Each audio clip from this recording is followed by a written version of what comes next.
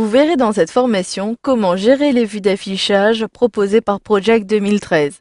Vous verrez dans un premier temps comment créer votre vue personnalisée et par la suite vous verrez comment gérer la liste en supprimant, copiant et même en renommant les vues existantes. Pour commencer, lorsque vous effectuez des modifications sur une vue, toutes les modifications sont conservées et si vous revenez sur la vue, vous avez ainsi toutes les colonnes qui apparaissent. Par contre, si vous souhaitez naviguer et jongler d'une table à l'autre, si par exemple vous utilisez régulièrement la table des entrées, que j'ai pour l'instant sélectionnée depuis ce menu déroulant table que je retrouve dans l'onglet affichage, et que je jongle également avec le vue d'affichage des coûts. Si je clique ici sur coûts et que je sélectionne maintenant une autre vue d'affichage. Depuis l'onglet des tâches, cette fois-ci je peux sélectionner n'importe quelle des vues, notamment le tableau des ressources, et si je clique ici, je reviens bien sur mon diagramme de Gantt, mais avec les coûts. Si je veux conserver ici les entrées, je dois à nouveau sélectionner l'onglet affichage, puis sélectionner les entrées. Vous le voyez, cela n'est pas très pratique. Je vous conseille donc d'enregistrer l'affichage dans les vues de Project. Je clique alors à nouveau sur les coûts et je clique maintenant sur le menu déroulant diagramme de Gantt. Ainsi, je peux enregistrer l'affichage actuel. Je clique alors sur enregistrer l'affichage. Il s'agit ici du diagramme de Gantt des coûts. Je saisis donc à l'aide de mon clavier diagramme de Gantt DG et je saisis coûts comme cela sans S. Puis, j'appuie sur la touche Entrée de mon clavier. Maintenant, si je souhaite avoir ce nouveau mode de vue, je clique sur n'importe quel des menus déroulants de diagramme de Gantt et je retrouverai à n'importe quel moment le diagramme de Gantt coût dans la liste. Si je repasse au diagramme de Gantt, je peux maintenant avoir plutôt une table des entrées.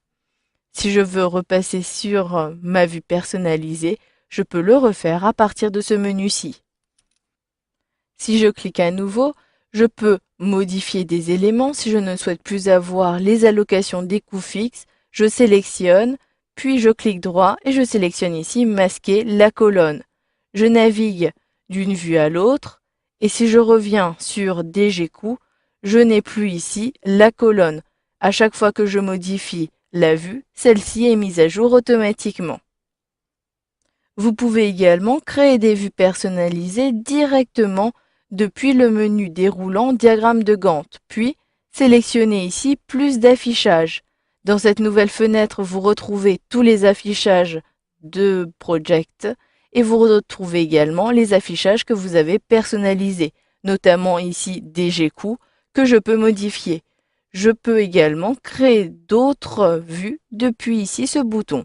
Je clique donc sur créer et cette fois-ci, je retrouve deux possibilités. Soit de créer un affichage simple qui me permettra d'avoir un affichage comme précédemment avec la modification des tables, etc.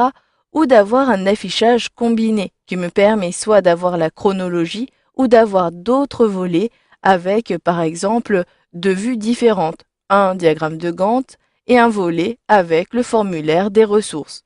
Je clique donc sur l'affichage combiné, puis je clique ici sur OK. Renommer le nom de votre affichage. Ici, il s'agit donc d'un affichage combiné.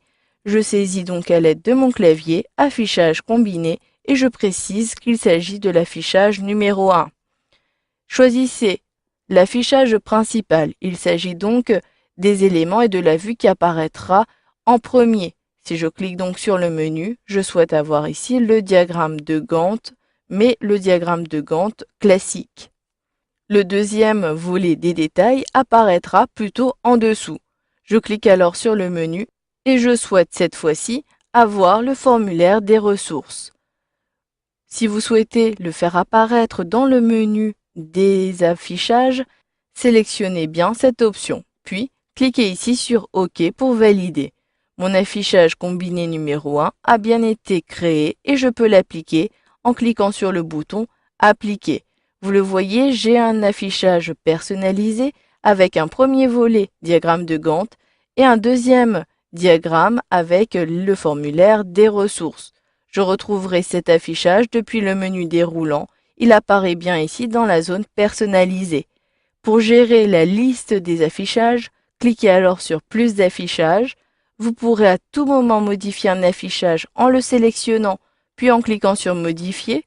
Apporter les modifications souhaitées telles que le nom.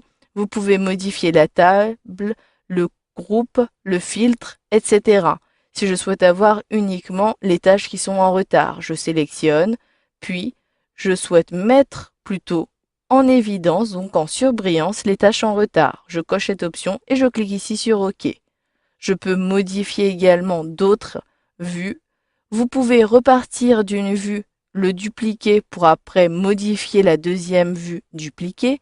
Et par la suite, si vous souhaitez supprimer les éléments, vous devez passer par l'organisateur que vous découvrirez dans la formation Dupliquer et réutiliser des données de d'autres projets. Une fois que vous avez terminé, sélectionnez alors Fermer. Si je sélectionne maintenant mon affichage DGCOU, j'ai bien ici les éléments mis en surbrillance pour toutes les tâches qui sont en retard. Voilà, vous avez vu dans cette formation comment gérer les vues d'affichage proposées par Project en ajoutant des vues personnalisées que vous avez créées soit de façon instantanée en enregistrant la vue actuelle, ou soit vous avez vu qu'il était possible d'aller plus loin dans la personnalisation en créant des affichages combinés.